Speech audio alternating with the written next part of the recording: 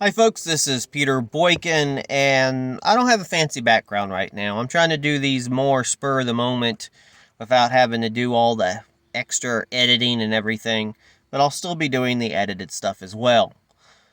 But today, there's been a lot on the news about the anti-TikTok bill and its constitutional questions on government regulations of tech giants. The recent passage of the TikTok bill by the House has ignited a debate concerning the constitutionality of governmental interference by the operations of tech behemoths like TikTok. Makes you wonder why they're not going after things like Facebook, particularly in the context of national security concerns and free speech protections. Now, at the heart of the matter lies the question of whether the government has the authority to compel the sale of a widely used social media platform, citing potential ties to a foreign government and perceived risks to national security. Now, critics argue that such actions set a dangerous precedent, raising concerns about government overreach and the selective targeting of specific companies.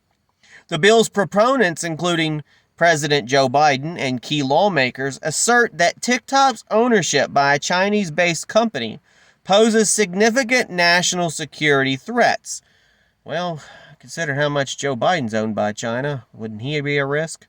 With allegations of data privacy violations and potential Chinese governmental interference.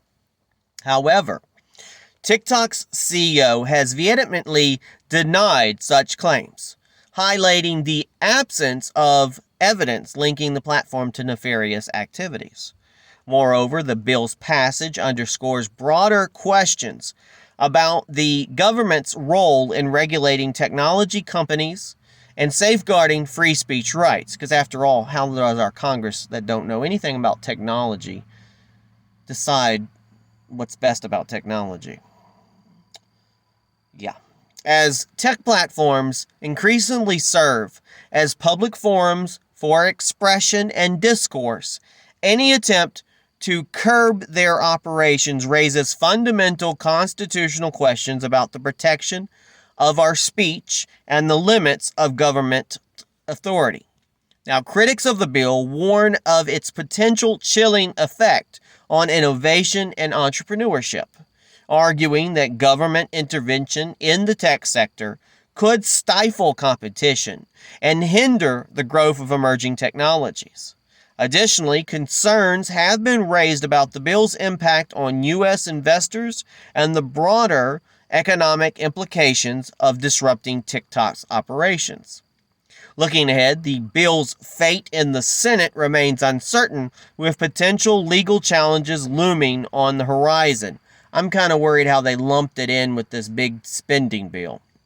I'm tired of all these bills being lumped into so many different bills. A spending bill has an anti-TikTok bill. It has a bill to give money here, a bill to give money there. Why can't we insert build a wall, make it better, get rid of people that are unwanted in this country? Because obviously we can't even call them illegal aliens in schools or people get suspended, right? Now, if enacted in the law, TikTok is expected to mount a vigorous legal defense. I think they will, challenging the constitutionality of the legislation and invoking the First Amendment protections. And you know what? If they get banned, guess what? There's called VPN. I will just turn on my VPN, pretend I'm in Mexico, and behold, I will be able to use TikTok. Now, as the debate over the TikTok bill continues to unfold, it serves as a stark reminder of the complex interplay between technology, national security, and constitutional rights in our constitutional republic.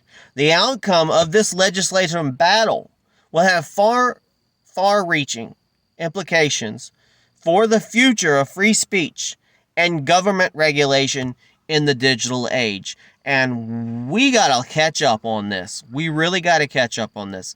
That's the basic.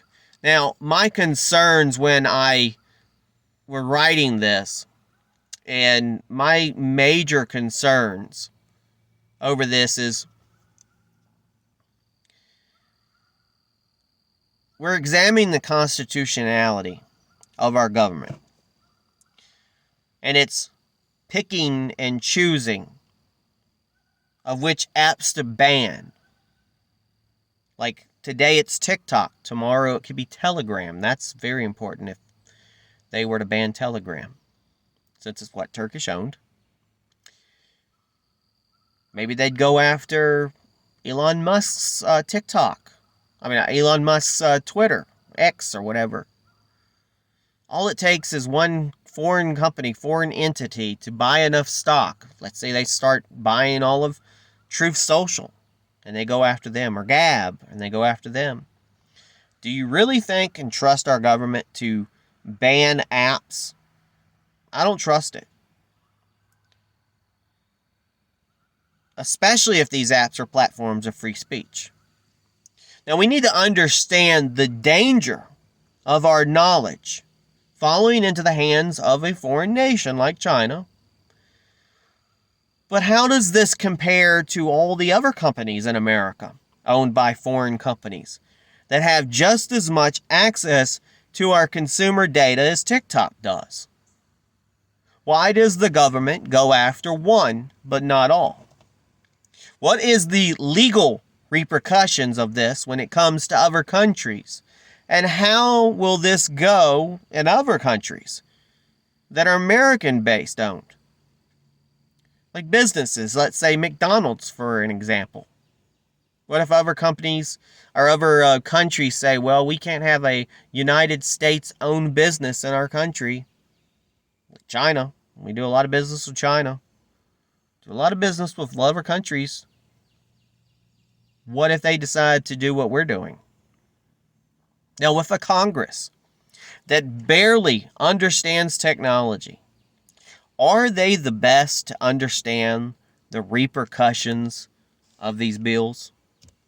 I don't think they are. This is Peter Boykin. You can go to gorightnews.com and peterboykin.com to find out more information and read more articles. And I will have more posted every single day, and we'll keep coming these videos out, and hope you enjoy. Please share, like, sub, whatever you can do to help the podcast out. God bless.